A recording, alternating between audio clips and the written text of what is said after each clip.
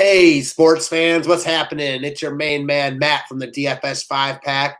Hello again, rocking it solo still, April 28th. We're going to talk a little main slate for you guys. I know the early slate starts in a couple hours, but want to pump out the info here for the main slate so it gives you guys enough time to check it out. Much like the early slate, we got a nice 8-game main slate, so a bunch of different ways to go. And let's start at the top. I will screen share this. So, starting at pitcher, I'm not happy with the price tag, and he was priced over $1,000 last when he was on the early slate, which doesn't make much sense to me. But even at 11.8, I like Johnny Cueto a lot.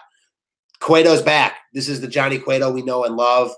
Perennial Cy Young contender for years. With Kansas City, with Cincinnati, you name it. He looks good. I watched every pitch he threw in that Angels start, and he was hitting his spots. Just really picking them apart. And it goes back even before that to that start in Arizona where he had 36 DK points. Wasn't great in the Seattle game and obviously started the year really well against the same Dodgers team. Are the Dodgers a team I want to go out of my way to target pitchers against? Probably not, but I'm not afraid of them either. Their offense has really not got it going yet so far this year. I don't think people are going to use Cueto specifically because Lance McCullers is right there, who is a DFS industry, who's a darling in the DFS industry for better or for worse. So I like Cueto a lot in tournaments. I think he outscores McCullers here. Oakland's swinging a much hotter bat than the Dodgers are, and Cueto's back. I wouldn't be surprised if the Dodgers ended up dealing him. So he's really making it his case, I guess, before the trade deadline. It's what's the word I'm looking for? It escaped my mind, but he's given a nice review right now of what he can bring teams, and I think he continues that tonight against the Dodgers. I like Cueto quite a bit here. The price tag is really high, and there's no getting around that, but there's some offensive pieces that we like that are cheaper, so we can make it work. Speaking of offensive, we got offensive guys that we like that are a little bit cheaper.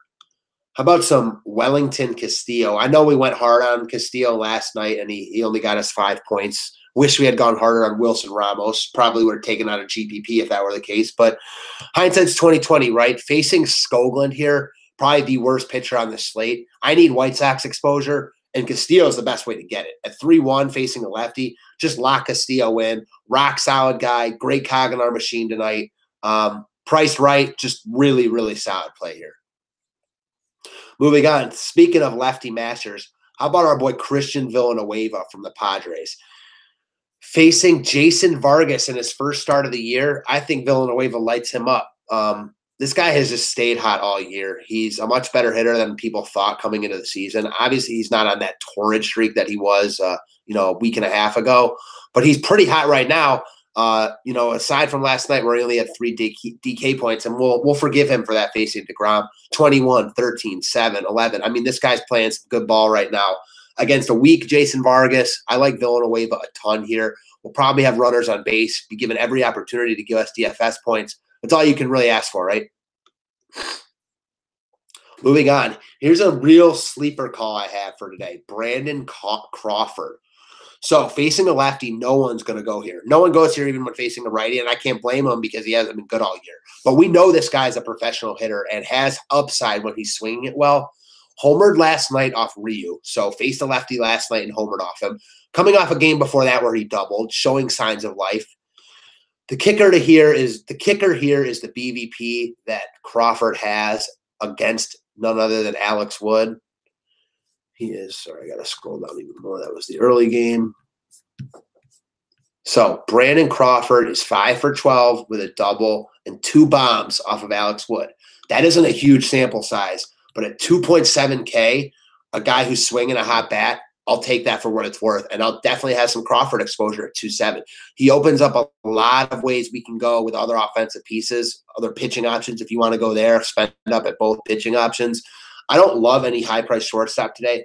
I'm going to spend down here, and Crawford's a guy I have my eye on that I like quite a bit. Next, another BVP special, Adam Jones. The Orioles offense got it going last night, and facing Francisco Liriano tonight, I think they continue that. I don't want to stack against Liriano because he just walks too many guys and he strikes out a lot, so it's hard to do a full stack against him. But Jones is 10 for 27 with 3 bombs, a double, absolutely crushes Liriano. Aside from last night where he was one of the only guys that didn't do much, he had been swinging it well before that. Obviously, you see double digits in the 2 games before that. I like this price. I like the BVP. I want a little bit of Baltimore exposure here. And like I said, while I don't want to fully stack, Jones gives us a really, really nice piece. Depending if you want to use Machado, obviously he's in play. You can pair them together. You can use Jones as a one-off.